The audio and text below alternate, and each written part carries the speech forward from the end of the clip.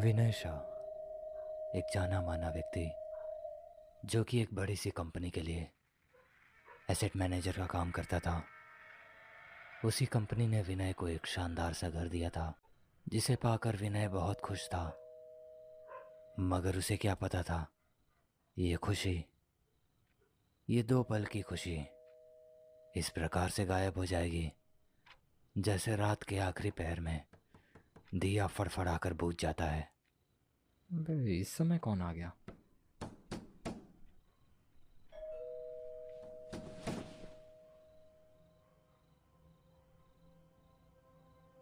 दरवाजे पर दस्तक हुई। ये सुनकर विनय ये देखने चला गया कि आखिर इस वक्त कौन आया है।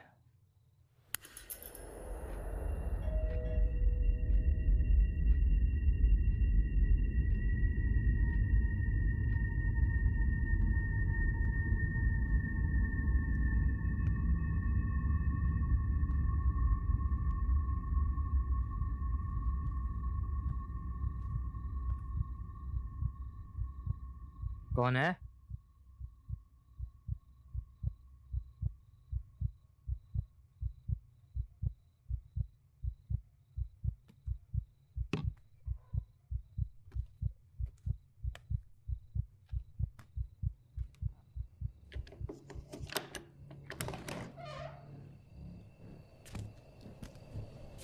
उसने दरवाज़ा खोल कर देखा तो वहां कोई भी नहीं था।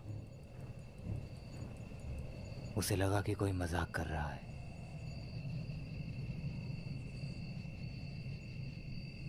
इसलिए वो नीचे उतर कर देखने लगा कि आखिर कौन है। पर शायद ये उसके जिंदगी की सबसे बड़ी गलती थी।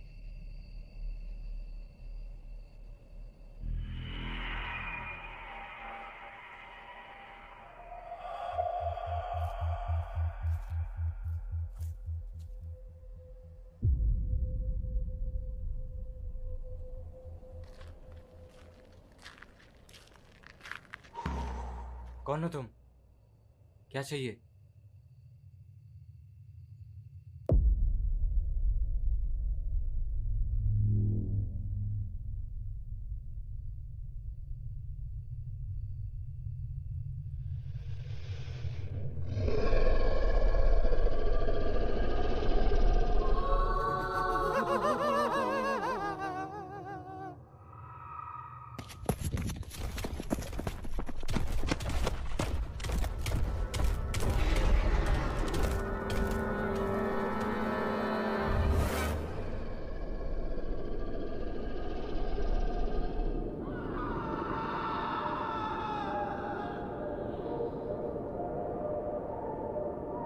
उस रात विनय के साथ जो हुआ वो महज एक रहस्य बन के रह गया।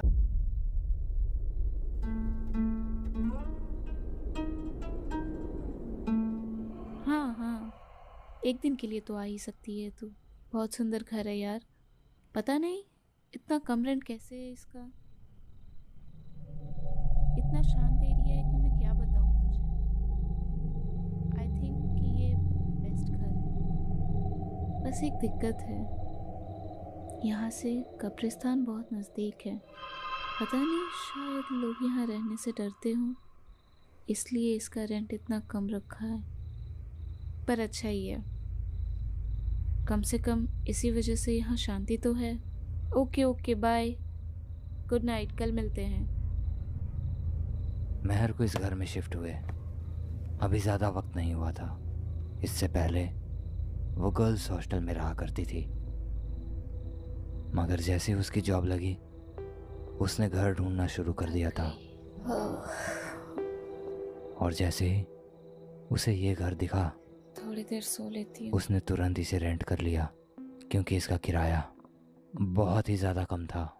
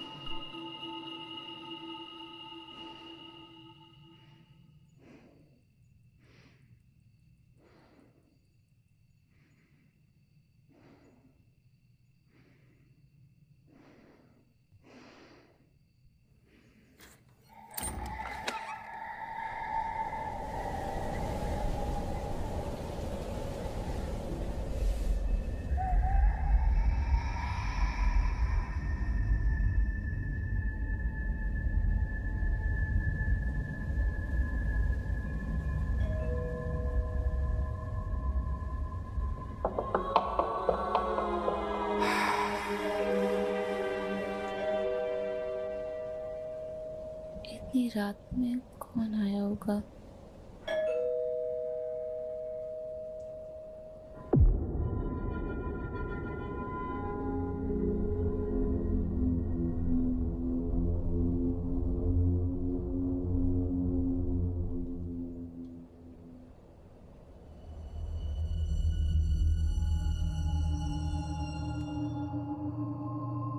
महर को ये समझ नहीं आ रहा था कि आखिर ये विंडो कैसे खुला। विंडो तो बंद था। उसे लगा कि शायद उसने विंडो ठीक से लगाया नहीं होगा और तेज हवाओं के कारण ये अपने आप खुल गई होगी। पर बेचारी महर गलत थी। वो हवा नहीं, कुछ और था।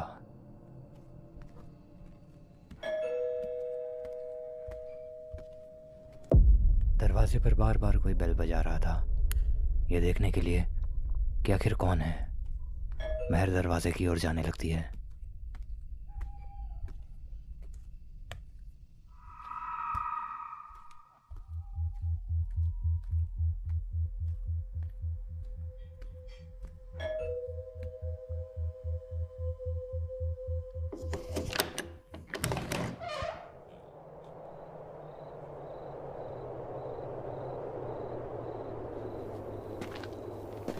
मैं तो भूल ही गई थी कि मैंने पिज़्ज़ा ऑर्डर किया था।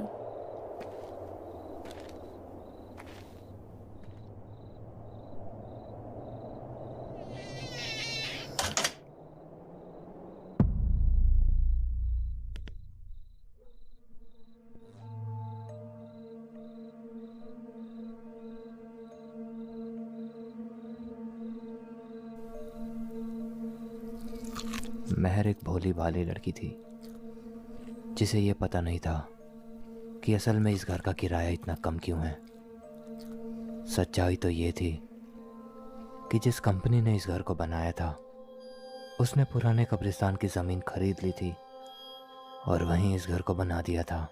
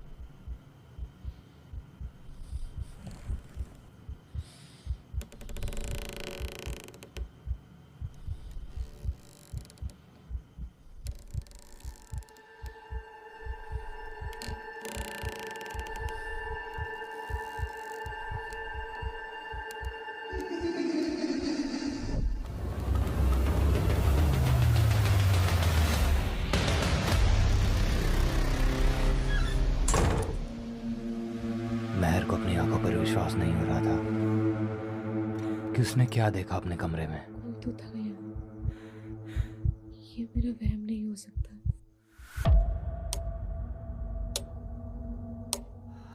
मुझे पुलिस को कॉल करना चाहिए। ओह शिट, मेरा फोन तो अंदर ही है। जल्दीबाजी में महर ने अपना फोन कमरे में ही छोड़ दिया था। महर को अब भी अपनी आंखों पर विश्वास नहीं हो रहा था, इसलिए वो वापस दरवाजे पर गई और नीचे से झुककर उसने देखा तो वहां कोई खड़ा था।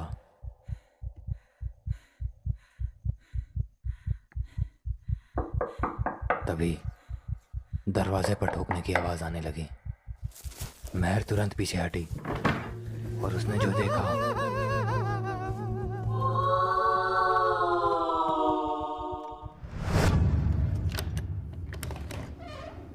महर इतना डर गई थी कि उसे कुछ समझ में नहीं आ रहा था। वो तुरंत घर के बाहर भागी, मगर वो गिर गई।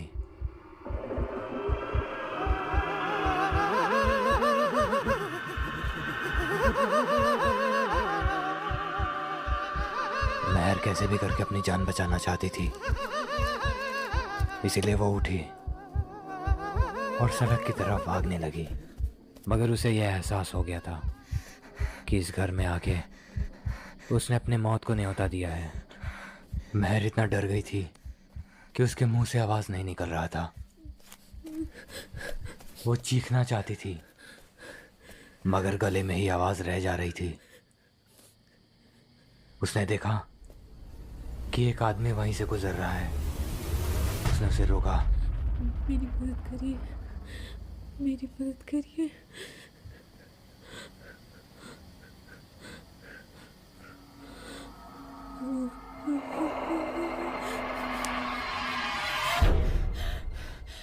डर के मारे महर की सांसें फूल रही थी। उसे कुछ नहीं समझ में आ रहा था कि वो कहाँ जाए। वो अंदर जंगल की ओर जाने लगती है।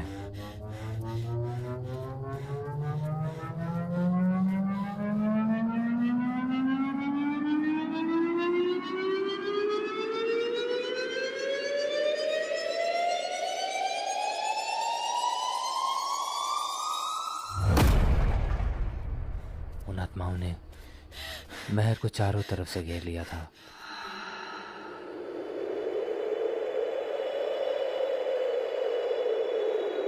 महर भागते भागते उस कब्रिस्तान के पास पहुंच जाती है।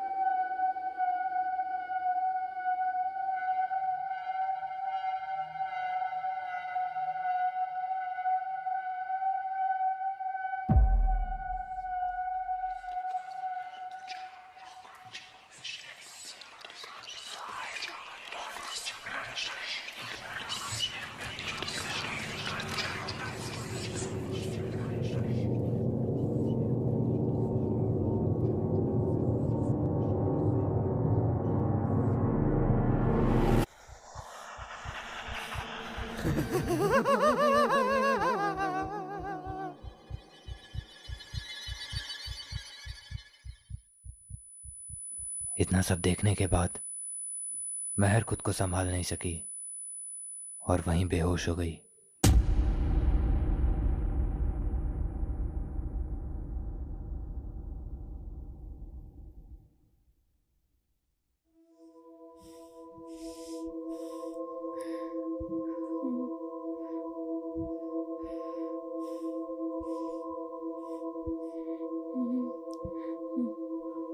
जब महर को होश आया तो उसने देखा कि उसके पूरे बदन पे मिट्टी लगी हुई है और वो किसी बंद डिब्बे में कैद है। असल में वो कब्र के अंदर थी।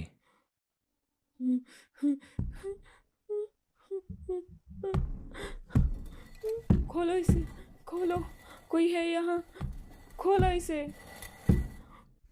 वो वहां से खोलो निकलने इसे। की बहुत कोशिश कर रही थी, मगर सारी कोशिशें नाकाम रही और महर भी दुनिया के लिए विनय की ही तरह गुमशुदा हो गई।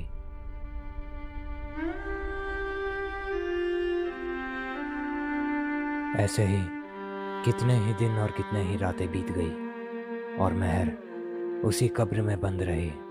भूख और प्यास से वहीं उसकी मौत हो गई।